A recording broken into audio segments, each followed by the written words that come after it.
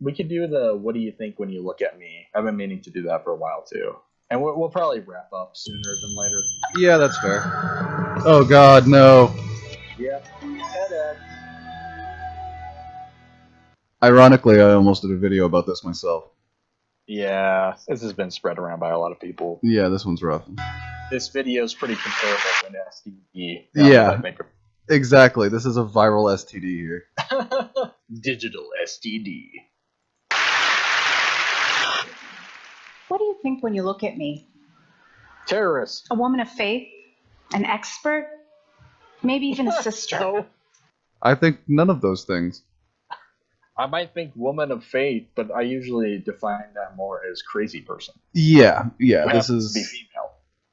This is insane. This is the jeez. Or Vancouver, British Columbia, of course.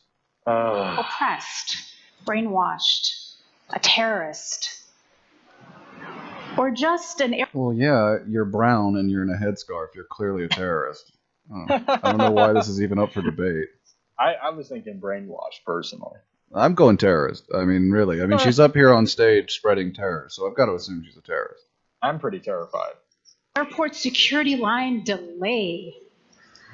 That one's actually true.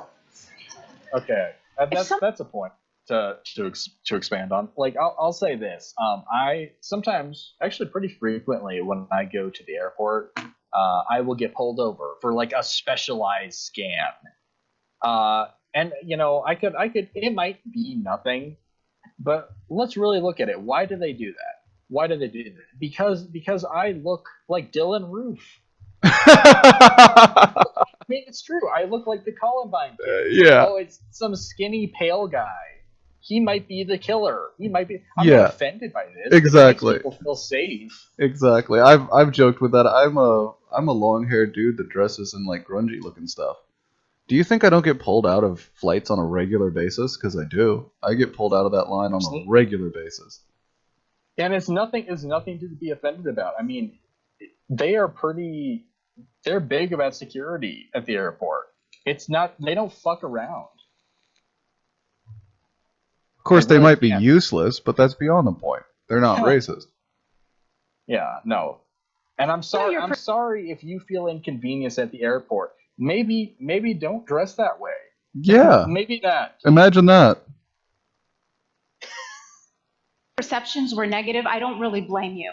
That's just how the media has been portraying people who look like me. Oh. No, that's even how your media portrays how people behave. No, that's called the media reporting on incidents of terror, which typically involve people in the Muslim faith. Exactly. You cannot. Sorry if international news makes you sad. Yeah, sorry if international news makes you sad, but I'm sorry if the truth hurts. Mm-hmm. But does that mean we stop telling the truth? I don't think so. Apparently. One study found that 80% of news coverage about Islam and Muslims is negative. And studies. I wonder why. I really wonder why. Of course, that occurs in a vacuum, right? That occurs just without any input from the Muslim community whatsoever. People are just shitty to Muslims. People just don't like them. Yeah, I don't know why. It might be the way they look. It might be the way they smell. It's probably because they're brown and they eat curry-like items, and that's enough for most people. I have no clue why. Yeah, it is completely in a vacuum. It's just unmitigated hate. Yeah, it's not like they're just reporting news stories and 80% of those tend to be bad. It's not even that the media focuses on negative news stories. No. No, we don't. It's not blood cells, right? It's not. That's not the. This was something that came up in the Ben Affleck video I did recently, but it's always this demand, like, why can't we have positive representations of Muslims in the media? Like, how often does the media do some just like, oh, this is our feel-good story? Once a segment. They'll have like a closer on the morning news as a feel-good segment. The opener and nightly news as a feel-good segment. That's it. And they even admit that those are the feel-good segments. They fucking say it because they know the rest of the news is going to be awful. It's not personal. The news is not known for, for the most part, reporting anything of happiness. No, it's insane to say that, why aren't there better representations of Muslims in the media? Gee, why aren't there better representations of the world in the news? Oh, well, because A, it's boring, I don't know if you've ever read the nice stories in the universe, but they're incredibly dull. Yes. No one wants to hear that. It's bad for ratings. No, and yeah, it's pretty much all bad stuff. That's what they do, and if it happens to be mostly bad, I mean, what are the 20%? I'd love to see the 20% of stories about Muslims that aren't bad. And the other aspect is, we need media to positively portray. Well, how about you make the media then? Yeah, if they couldn't find the stories. Don't just make it some propaganda that we end up watching on the show, like the Al-Shabaab video. Like some actual good, positive media. Yeah, exactly. And then maybe the media wouldn't be able to find so many stories to report on. You guys wouldn't have such a problem. Sounds too hard. It sounds like it takes too much effort. Show that Americans say that most don't know a Muslim. I guess people don't talk. I do. I know several. Yeah, and that also might have to do with there not being any here. Yeah, the 1% of Muslims in America. Less than 1% of America. But, a lot of Americans haven't bumped into a Muslim. I wonder why. I really do. Because they racist, dog. That'd be like, why haven't Americans bumped into any tantric Tibetan Buddhists? Because they moved to France. But, there's not too many going around. It's because they expatriate to France. Oh, yeah, clearly. Well, because, America really wasn't suiting their needs. America just doesn't get it. They have an Antichrist in charge. To their Uber drivers. Haha, get it? Well, for those of you who don't you get it? Because Middle Eastern people typically drove taxis, and Ubers are the new taxis, and all Middle Eastern people are Muslims. Don't you get it? You get it? Because I'm the racist, right? That is surprisingly racist. Because I'm the racist, right? Because all Middle Eastern people, all Arabs are Muslims, right? That is shamelessly racist. Fucking dumb dolt. We couldn't say that. No, she's a fucking dolt.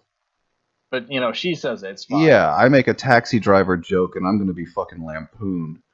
Oh. Never met a Muslim. It's great to meet you. Let me tell you who I am. Oh, so you're just going to start off exactly like I would expect a religious nutjob to, and you're going to attempt to impose your beliefs on me. Go on. Let me tell you the message of Jesus Christ. Yeah, let me explain how society needs to change to make me more comfortable with my religious beliefs and expectations. Let me just explain that to you. It feels a little late to be making introductions. Doesn't it, though? Yeah, I thought we were already past this. I guess not. Yeah, no, we had to soften the audience up with allegations of bigotry before you could introduce yourself. Yeah, first off, you're all bigots. You're all Islamophobes. By the way, I'm a Muslim. Nice to meet you. Yeah. I'm a coffee lover. Double espresso, cream on the side. I'm an introvert. You put cream in your coffee. You're not a coffee lover. Full stop. I'm a wannabe fitness fanatic. She's softening the coffee. Yeah. I understand the cream on the side. I get it. That's cute. But no, you're gonna put cream in your coffee. That makes you not a coffee lover. Sorry. A cream lover. Ugh. And I'm a practicing spiritual Muslim. What does that mean? A practicing spiritual Muslim, as opposed to a practicing political Muslim? Are you acknowledging that most Muslims are political?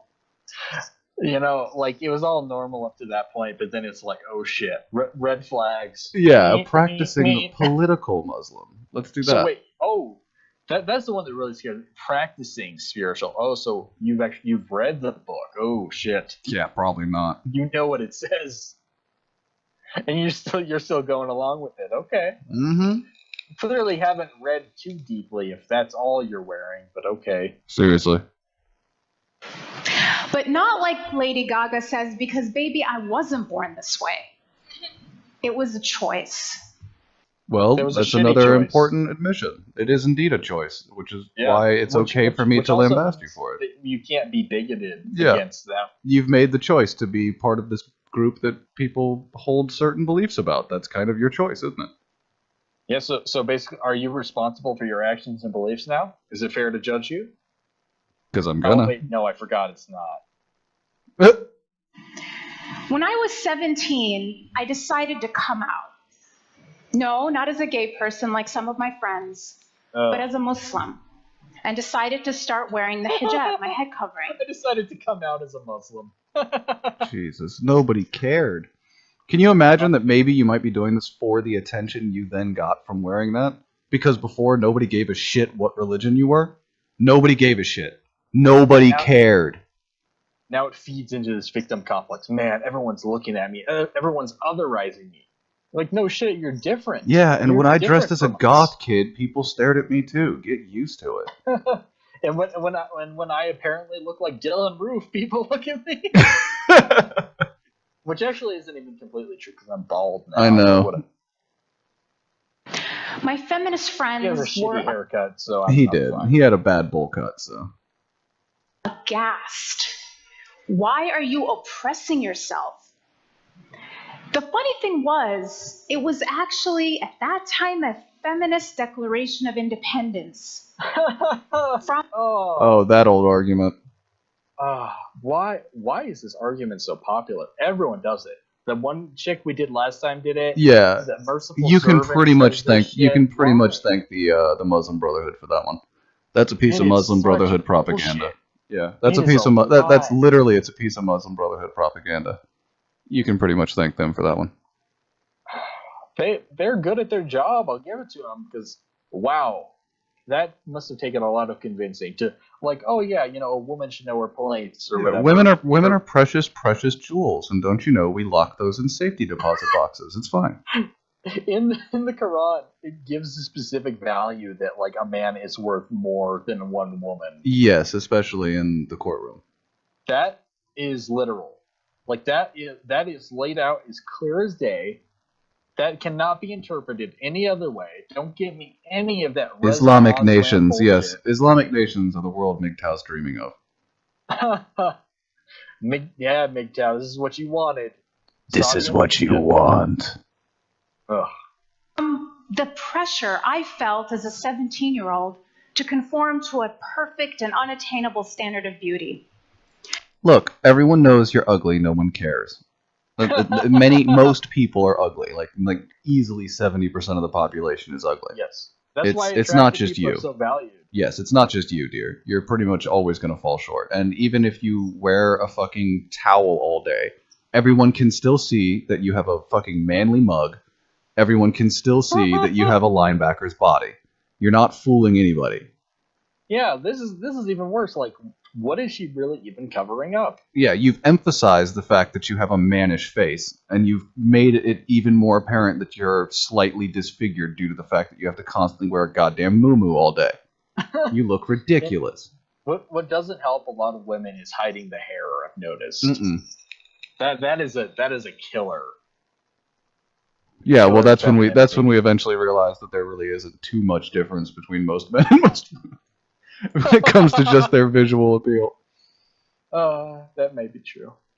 I didn't just passively accept the faith of my parents. I wrestled with the Quran.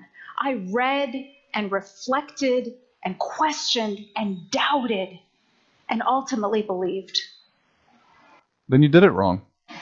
My relationship with God, it was not love at first sight. Like, seriously, you can still see. There's no saving the fact that she looks like a weighty, lumpy person. This didn't help you. This didn't actually help you not be judged for your beauty. You have the force field on. You're not supposed to be able to objectify. Yeah, force field's up. It was a trust and a slow surrender that deepened. And she would be the Wicked Witch. Awesome. Shit. Oh my god. With every reading of the Quran. Those shoes do not help either, by the way. He's right. Those are some Wicked Witch-ass shoes. And the Quran. Its rhythmic beauty sometimes moves me to tears. Like kill the I infidel. see myself in it. I feel that God knows me. Have you ever felt like someone sees you, completely understands you, and yet loves you anyway? That's how it feels. Yeah. Why is it humans? I didn't need. Yeah. Why is it always that these people are clearly in desperate need of affection? Yeah, it's like validation. Yeah, that is a common trait. Yeah, it's pretty much the standard trait. Yeah, a lot of these people really, you can tell that they've like had just a terrible life and so emotionally damaged. The only person that could ever love me as damaged as I am is God. Even though. Well, then, this is why nunneries. This is why nunneries were made, because there actually are crazy bitches like you that should probably just be put somewhere and allowed to live in your religiosity and not deal with the outside world, because you're that damaged. Yeah, I mean, if that's the case, if they were just locked away, like, look, that's fine, as long as you're not spreading this to other people. Whatever. Yeah, you're why nunneries exist. Yeah, go be crazy by yourself now. And so later, I got married, and like all good Egyptians, started my career as an engineer. I later had a child after getting married, and I was living essentially the Egyptian American dream. And then her long pauses make me furious. I mean, like, what is this even building to? I can't imagine. It's the most plodding retelling of something I could not give less of a shit about. Yeah, I hate to tell you, but your life story is not that interesting. Yeah, she's telling it like, oh, we're on the edge of our seats, like, oh, yeah, this is when I jumped over the rope bridge on the mountains. Exactly. This is when I built the bridge over the River Kwai. And that terrible morning of September 2001. Oh, I think a lot of you probably remember exactly where you were that morning. And yet somehow you're going to try and make me feel bad for the national crisis, right? You're going to try, yeah, but after that day, people looked at me different. Well, yeah, exactly. This happens. Because people, it wasn't just because people who looked like you did this, it was because people did this in the name of an ideology that you were a devout follower of. You dumb cunt. Yeah, there may be some basis for our disquiet. It's not bigotry. It is not. Stop being such a German phobe, okay? Based on the ideas they have. Not all Germans were Nazis, and not all Nazis killed Jews. I'm just saying. Yeah, we call them the Germans because that's what they were. Yeah. I was sitting in my kitchen finishing breakfast, and I look up on the screen and see the words breaking news. There was smoke, airplanes flying into buildings, people jumping out of buildings. What was this? An accident? A malfunction? You're a shit storyteller. My shock quickly turned to outrage. Who would do this? And I switched the channel and I hear Muslim terrorist, in the name of Islam, Middle Eastern descent, jihad. We should bomb Mecca. Oh my. That would be fun.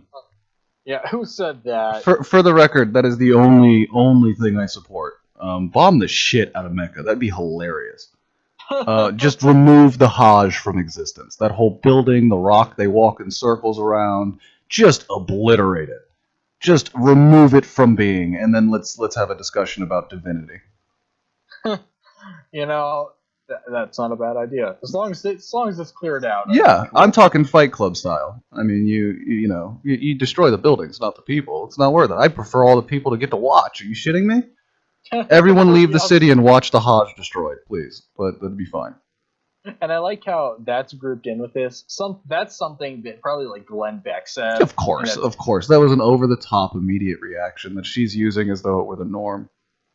Yeah, most people saying stuff like of Middle Eastern descent. Yes. That was an accurate. All of the things that she's complaining about were accurate descriptions of reality. Yes, and yet the guys from Saudi Arabia of Middle Eastern descent. No shit. It's ridiculous. And jihad in the name of Islam. Yes. God. That's all true. Not only had my country been attacked, but... Well, if it's your country, why do you insist on describing yourself as Egyptian? There's that. I'm just wondering. And I'm just wondering. I guarantee. I don't remember if she did it in this particular video, but she would probably be the one to say, I'm a Muslim American. Yeah. I am Muslim before I am American. In a flash, somebody else's actions had turned me from a citizen to a suspect. That same day, we had to drive across Middle America to move to a new city to start grad school. And I remember... So you're wildly privileged, too. Okay. Wow, I feel even less bad for you. Yeah, I feel absolutely nothing for you now. Okay, cool. You're good. remember sitting in the passenger seat as we drove in silence, crouched as low as I could go in my seat for the first time in my life, afraid for anyone to know I was a Muslim. We moved into our apartment that night in a new town in what felt like a complete... Well, luckily, I have absolutely no problem wandering around the streets being openly an atheist in all these Muslim countries, right? Or even in America. No, but it's fuck me, right? It's fuck America, fuck white people, and fuck the West. As per the usual, that's the only calling card you idiots can use. Yeah. Oh, I felt mildly othered in America, but it's not like anything actually happened to me. Meanwhile, if you're even slightly different in the Muslim world, they put you to death. Yeah, exactly. I felt slightly othered after the people that look and act like me and believe the things I believe flew planes into fucking buildings. I felt slightly otherized. I don't care. Yeah, I mean, and we've seen examples of even women getting radicalized. It happens. Yeah. It is a distinct possibility. This is like just the personification of first world problems. Yeah, exactly. And she doesn't even seem to recognize it. I guess she's talking about, after this I had to pack stuff in my car and drive across America to start my grad school. Okay. It's like those kids at Yale. Like, you're supposed to make a home for us. Yeah, I'm so underachieving and so incapable of dealing with these slight issues in spite of the fact that I'm in a position of privilege. Yeah, that's fine. No. But white people are privileged, not her. No, because she's a woman and she's brown and she's a Muslim. She's all three of the things that are just impossible to achieve any sort of privilege with. Clearly. There is one privilege. It's money. And she had it. She absolutely did.